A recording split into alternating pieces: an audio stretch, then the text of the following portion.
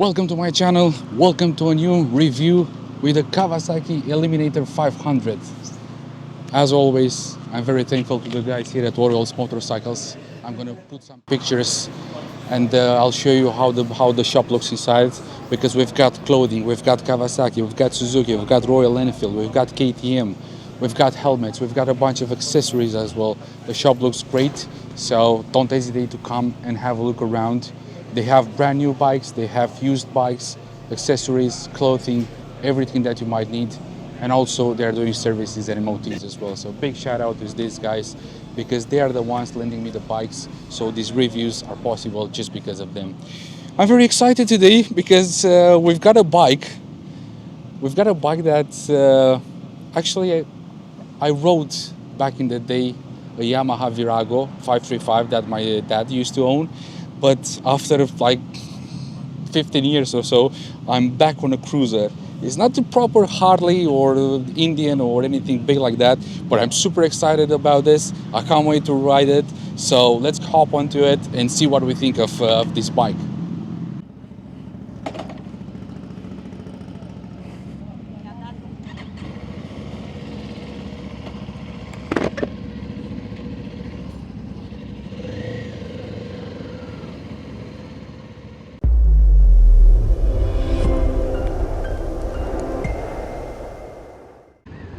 And we're back on the road.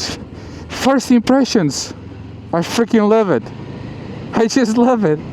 It has such a character.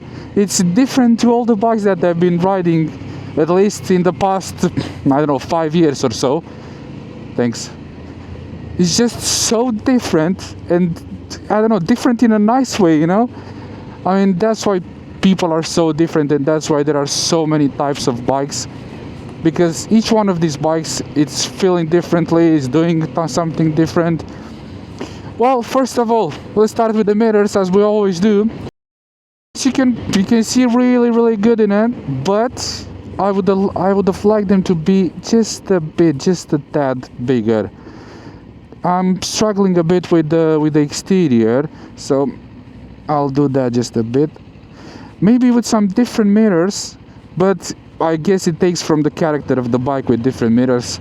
So yeah, no, the mirrors are fine as well. Like I was saying, I have a Pillion, as I always do. There is an invasion of flies or something like that. I have a Pillion, and riding in town, it's really easy. Would have been nice if people would actually indicate. It's a very common problem here in the UK with people not indicating. Right, second gear, third gear. Riding into town is so easy, and I really think that this bike was designed for town riding. Obviously, you can go wherever you want with it.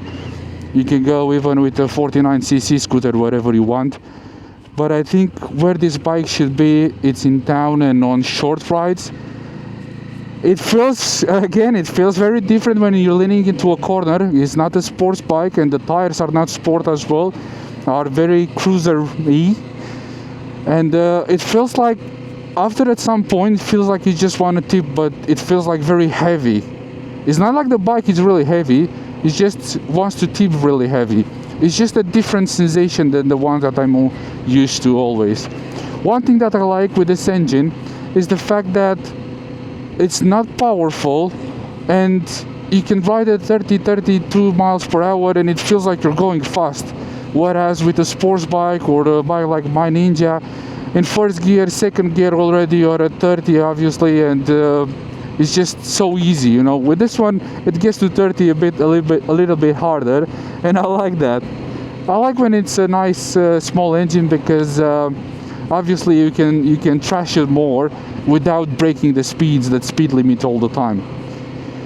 The passenger, I'm not sure she's very comfy, but we're gonna talk about this later when we're gonna be staying, and I'm gonna do a presentation of the bike. I really like the bike. I really like the shape of the tank as well. It feels really good. Let me talk about position. Well, my arms are stretched forward, like stretched completely, like my knees are not bent at all. The seat is very comfy. I'm sitting very low, with the knees a bit higher, because I think they wanted to recreate somewhat of the old Eliminator, which had a very, very sporty stance. Let's go to the left here. Yeah, it feels a bit strange when you're tipping into corners, but I think it's something that I have to get used to. The position overall is really comfortable. It's really comfortable. I mean, I can't complain at all. I don't know, I'm not sure how it would feel on longer rides, but now I'm just riding it for 10 minutes and I really like it. The seat is very comfortable and plushy. Suspension. Let's see what I can say about the suspension. The suspension, the back of it is very, very cushy as well. I mean, I think it's a bit too soft, but once again, this is not a sports bike, and this is meant to be comfortable, and I think it does that pretty nicely. And there is plenty of feel from the front suspension as well. I can't complain about it. Yeah, there is plenty of feel as well. Now we're gonna go into a 60 miles per hour zone, and we're gonna see exactly how much power it punches as well, it packs. Right, let's accelerate a bit. Fourth gear. I mean, that's more than plenty, considering the fact that I have a Pillion as well. Again, fourth, fifth. I'm sure that without the Pillion, if you're just riding by yourself, it will have even more power, obviously. But even like that, if you want to go for a nice, relaxed ride, it's just so nice. I'm so happy because it's so different than what I'm used to, and I've said that many times. But it's different in a nice way, and it makes you ride. I mean, look at this bike, this view, and this kind of roads are perfect scenario. A lot of swans over here. Hopefully the camera can pick them up. Oh, a Triumph there. I mean, it's a very nice day. I'm wearing very comfortable clothes because I don't know if you have noticed, but my wife bought for me an Oxford shirt, like fully protected shirt, knees, back, and elbows, back, and shoulders. And I have my bullet jeans as well, so I'm very comfortable. I mean, I could have asked for more. Actually, sometimes when I'm on my Ninja, I'm always thinking that I would like to do some relaxed ride with some different bike, a bike like this, or maybe an adventure bike. I don't know. Lately, I've been looking a lot at adventure bikes. The Yamaha Tenere 700, which I think it's a really nice option for someone like me, or the Moto Guzzi Stelvio as well. I think the Tenere, it's a bit cheaper than the Stelvio, but I think those bikes are just, they have some salt and pepper, like I like to say, and they're just different than all the big adventure bikes. But this is something that I'd consider as well for a relaxed ride. Well, now regarding the suspension, when you have really nasty bumps in the road, you can definitely feel it. So the suspension definitely has its limitations, because obviously this is a cheaper bike on the cheaper side of things, and you can't expect miracles. And now let's talk about the engine. So we've got a 451 parallel twin engine, and I think it's the perfect engine for this bike. I'm not gonna lie to you, now riding this bike makes me want to ride a bigger cruiser bike like a Harley or like an Indian, because I don't know, I'm a motorcycle lover. First of all, I like all the bikes. Sport touring bikes are my favorite, but I must say that these cruiser bikes are very interesting as well. Are very interesting because you can ride them relaxed. So I can't stop thinking, how would it be with a bigger bike, bigger in size as well, bigger in engine as well, and so my wife can have more space in the back. We're gonna talk about the space in the back and the Pillion comfort as well. I can't stop thinking, how would it feel with a bigger bike? Again, the suspension has definitely its limitations, because on a road that it's a bit worse, you can definitely feel the back suspension almost closing in, and feeling how it's closing in. But obviously This bike starts at 5,999 pounds. We've got the SE version here, which is 6,399 pounds. And like I said, when we're gonna stop, we're gonna talk more about specs. And here we are. Here is the bike. Oh my god, I'm so excited about this bike. Don't know why, but I'm so excited about this bike. I'm so pumped. I love it. Right, let's start. It's a 2024 Kawasaki Eliminator 500. Let me rewind a bit. Back in 1985, when Kawasaki came out first with the Kawasaki Eliminator 900. It had the inline-4 engine, which was derived from drag racing, and the stance at the bike, the same as this one, was very low and very sleek. So when you're gonna pull off on the drag racing, it's not gonna wheelie and it's gonna go as fast as possible. The ZL900 was called Eliminator, the original one, was produced for 2 years, 1985 and 1986. After that, in 1987, they came out with Kawasaki Eliminator 1000, which had 10 horsepower more, and it was so drag racing orientated. It didn't have much of a success because it was sold only for 2 years and only in 2,500 units. That's why it's so hard to find them now. But since then, Kawasaki has moved on with the drag racing bikes, and the Eliminator 500 that we've got right now, it brings back a bit of the old style, of the old stance, like it's very low and stretched a bit, but it's nothing sporty about it. If the original Eliminator 900 was a power cruiser, how they called it, this one is not a power cruiser at all. Its engine is a 451 parallel twin engine with 46 horsepower, and it has enough torque to carry 2 persons easily. I mean, there is no problem, as you've seen already in the test drive. There is no problem whatsoever with that. I really like the engine, but I don't like the sound that it makes. I'm sure that with an aftermarket exhaust will be a lot different than that. Before talking further about specs, let me tell you that this bike is the SE version of the Eliminator. There is a standard one, which is 5,999 pounds, and an SE version. And the SE version is 6,399 pounds, so 400 pounds more. It comes in with an USB-C here, which I really don't like. If you're gonna come closer, I'm gonna show you. This is the USB-C here. I'm sure that they could have found something a little better than that, but it's okay-ish, let's say. It comes with this headlight protection here, so it helps a bit with the design, I think. If you come around this side, you're gonna see it better. And also on the front shocks, it comes with this rubber protection, and I really think that it brings out the vintage vibe of the bike. And also it comes with some black elements here on the exhaust. So on the standard version, this here and this part of the exhaust is coming in silver, but now they are black because of the SE version.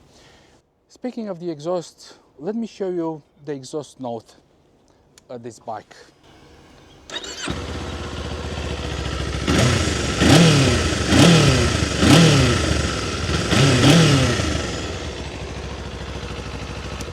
The engine is fully warmed because we just stopped. I'm not really happy with the exhaust note on this bike. I'm sure that with an aftermarket exhaust, things can be a lot better than that. But I'm just subjective right now because people some people like the bike to be very quiet, some people like it louder, as I do. Braking. The braking power, it's definitely more than enough. I mean, it's great. Comparing with the Suzuki GT that I reviewed last time, the brakes on this bike are just unbelievable. We have a 310 single disc on the front and 240mm disc on the back. But let me tell you that even with 2 people on the bike, regardless of the speed, this bike will stop and will stop safely. It's got ABS as well, and it's just brilliant. We've got no technology on it whatsoever. We have no power modes, no traction control, nothing like that. We have an LCD screen come here, I'll show you the screen as well. It has Bluetooth connectivity with the phone as well, but only through the app. Here is just a black LCD screen. It tells you all the info that you need.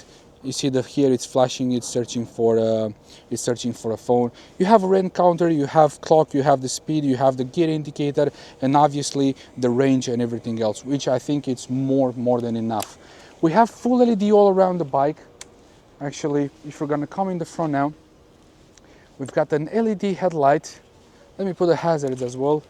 LED and indicators. It's actually the same indicators that I had on my Z1006. And also in the back, full LED stoplight with the same LED indicators.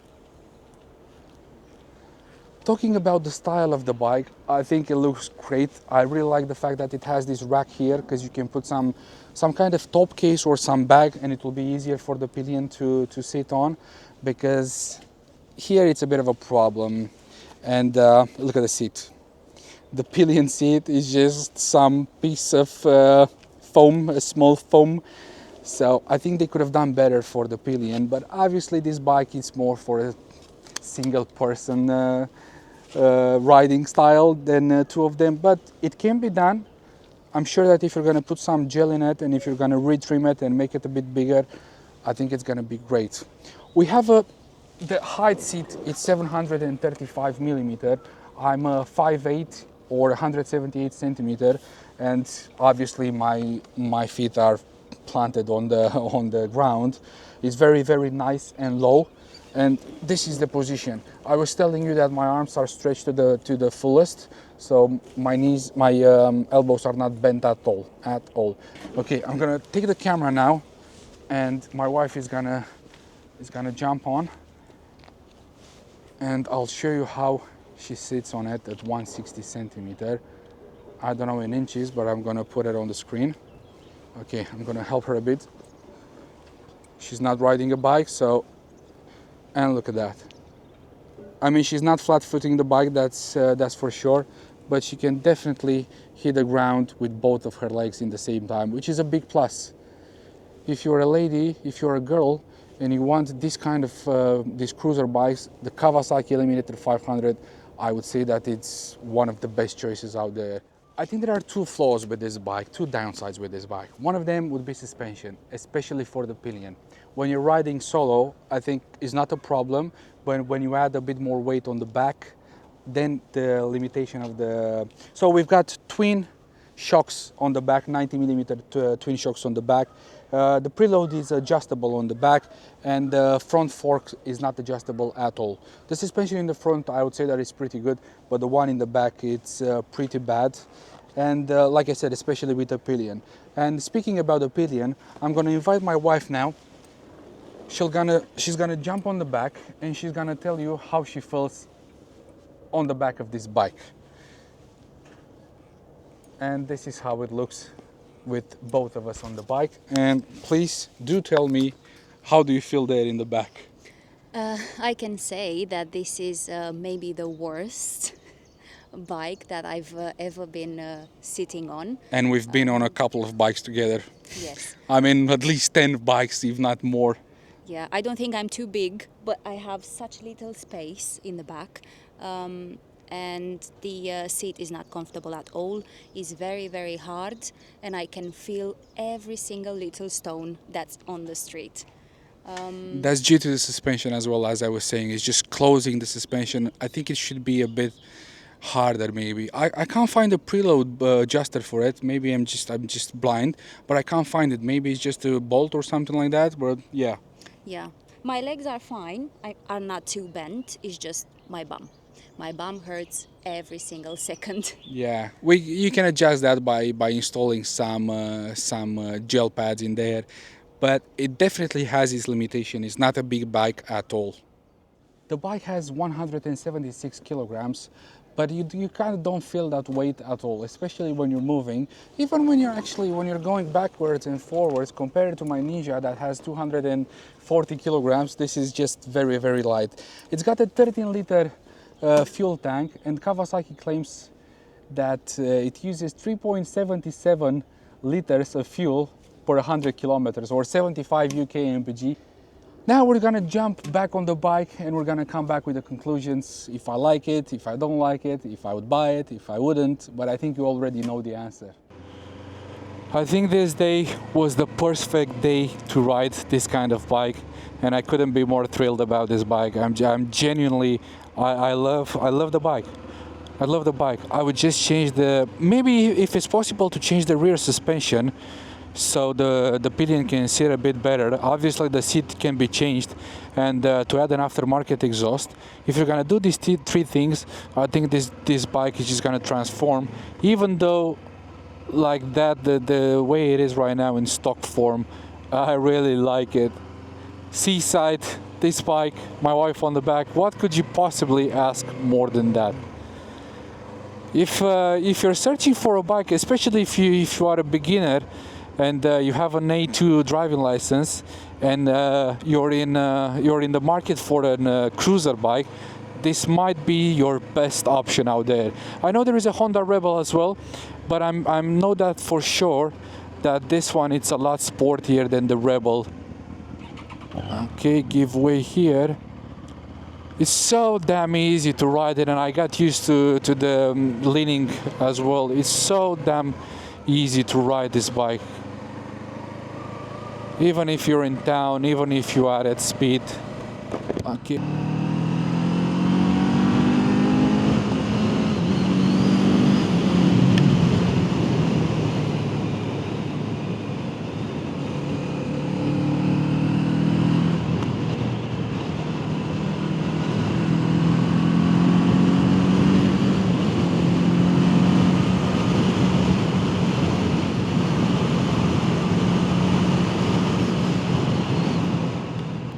There is no problem whatsoever of sustaining speeds of over 60 miles per hour, considering the fact that there are two people on this bike as well. It's just brilliant. It's just brilliant. I love it. It's cheap, it's nice, it's comfortable. The fuel consumption, it's nothing. I'm not sure about the insurance, but I'm sure the insurance is good as well. And the maintenance on this bike will be nothing in terms of cost as well. So if you do fancy this kind of bike, go get it, man, because it's just amazing. If you guys like this video, don't forget to hit that subscribe button. It really helps me a lot. I can't wait to get to 1,000 subscribers. I'm going up really slow, a lot slower than I was expecting to, and I think I'm putting a lot of effort in doing these videos, and it takes a lot of time. I'm also working. This is not a job for me or anything like that. I'm doing it from passion. So if you do want to help me, please don't forget to hit that subscribe button, like, share, comment. Like always, I'm waiting for your comments. I'm really happy to answer to any one of you. So I'll see you guys in the next one. Yeah, have a great weekend.